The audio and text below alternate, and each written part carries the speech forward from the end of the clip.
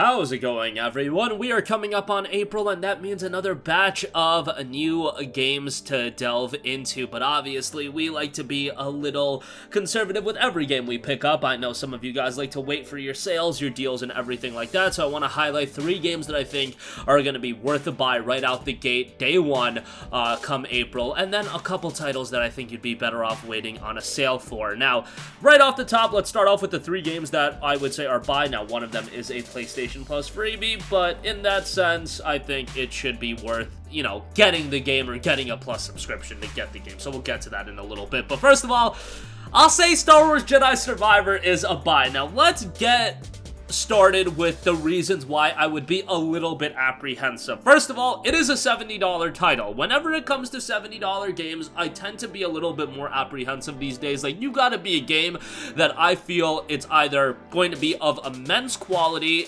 and ideally, it's gonna be a game that I think is gonna hold up in value for quite a while. Now, I think Jedi Survivor is going to be a game of immense quality. Look, we played Jedi Fallen Order. We all know how talented of a studio Respawn is. I am very inclined to believe that Jedi Survivor is going to turn out to be a really good game. In the case of will it have longevity from a price point standpoint, probably by the fall it'll be down to $35 to $40, but you look at EA games in the past, sometimes they do have a track record in going on sale really quickly after launch. I look at a game like Need for Speed Unbound that is already available for $35 and was available for $35 quickly after release, but I don't think Jedi Survivor is going to fall into that category. Rather, I think it's going to fall into the category of a game like Dead Space Remake that has held up in price quite a bit. You know, a couple of months after release, you can find it for $50, but you'd be hard-pressed to find it any cheaper than that. So I think Jedi Survivor is going to be a game that's going to give you a bevy of content. I think there's going to be a lot to do in the game, and if you played Jedi Fallen Order and you enjoyed it, I think Jedi Survivor is going to be a no-brainer for you to pick up. Now, if you didn't play Jedi Fallen Order, shame on you. The game is available incredibly cheap. It's included with EA Access, and if you do want to buy Jedi Fallen Order, you can get it for sub $5. So go buy it. It's a great game. Hopefully they make the necessary improvements from Fallen Order, because Fallen Order was a great game, did have some issues here and there, but for the most part, it was really, really good. So if they just build upon that, I think Jedi Survivor is going to be a winner, and this is a next-gen exclusive. No PS4 or Xbox One release. Jedi Survivor is out on April 28th. Alright, next up. Gonna say Mega Man Battle Network Legacy Collection is a buy. Now, I know I'm gonna get put under flame a little bit given the fact that you're gonna be like, bro, this is just 10 GBA games, but that is the key point. It is 10, yes, 10 GBA games. That's a lot of games for your dollar. Battle Network 1, Battle Network 2, and then by Battle Network 3, you do have the Divergence with multiple iterations like the Pokemon style.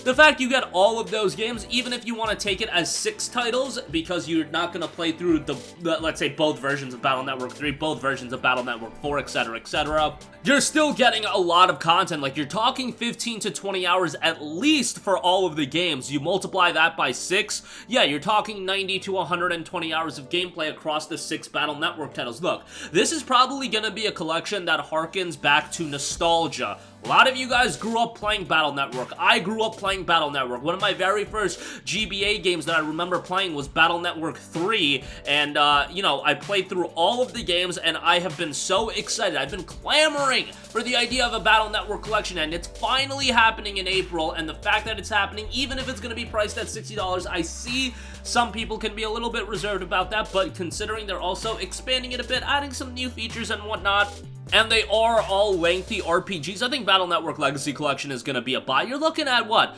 $10 a game if you're just going through all 6 of them, $6 a game if you're going to replay them and go through the multiple iterations. I think it's going to be a worthwhile pickup, and again, if you're a Mega Man fan, if you grew up with Battle Network, if you've been seeing Capcom put out all these collections, the rhetoric over and over again has been, we want a Battle Network collection. So many people have been asking for it, and it's finally happening.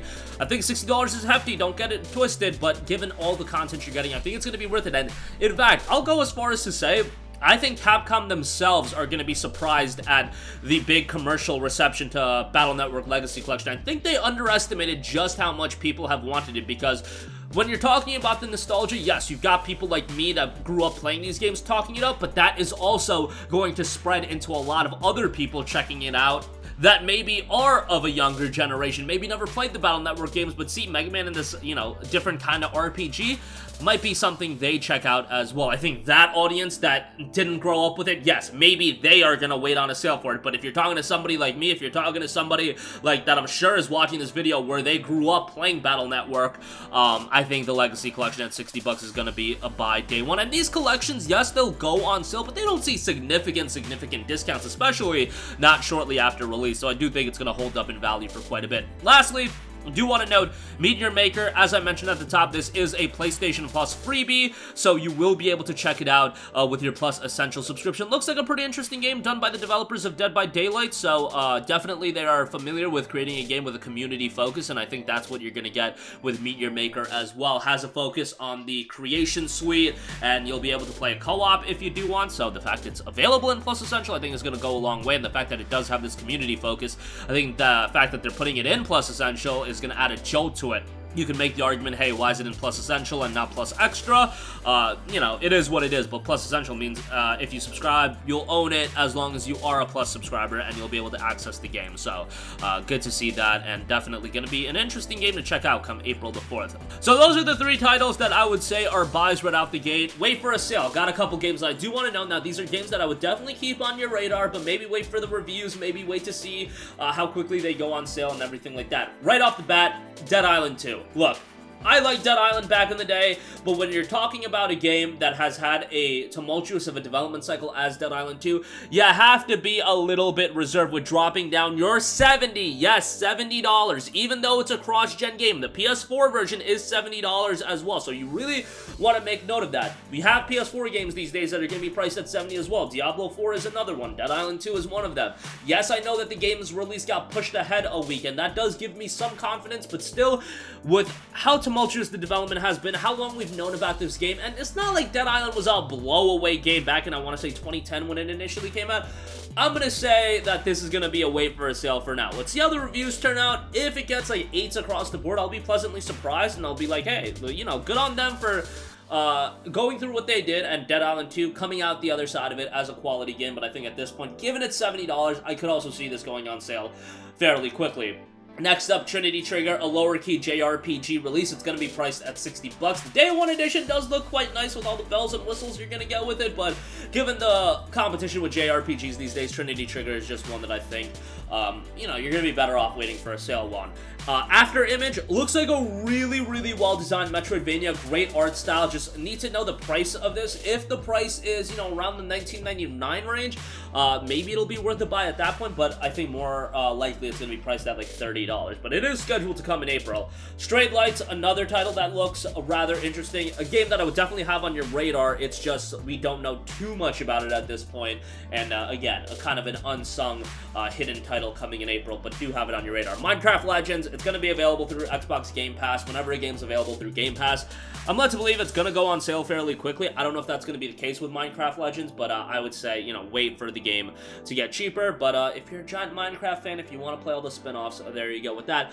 Next up, Sherlock Holmes, The Awaken. Now, credit to them, this is a remake, and it is going to be priced accordingly at $39.99. There is a deluxe edition that is going to be $49.99. If you pre-order the game, you do get some pre-launch DLC and things of that nature. Again, a remake. These Lovecraftian titles, they turn out usually pretty good, but not blow away. $39.99 is a great price point. Like, if you do enjoy these types of detective mystery games, it might be something you want to check out, but I also foresee it going on sale fairly quickly. And lastly, the Mage Seeker, a League of Legends story. Now, this is being done by Digital Sun, the same folks that brought you Moonlighter. I gotta say, I think the game looks great, and suffice to say, I thought incredibly highly about Ruined King, a League of Legends story. I thought that game was great. This game looks really good as well. It's just, I want to hear a little bit more. It's not like Moonlighter was like a blow-away title, but, you know, it looks good. I'm a fan of Silas, and to see his character expanded, it'll be pretty interesting. Really dig what they're doing with these League of Legends story titles. It's already available for pre-order. It is $29.99, the same price as Ruined King, I believe. So,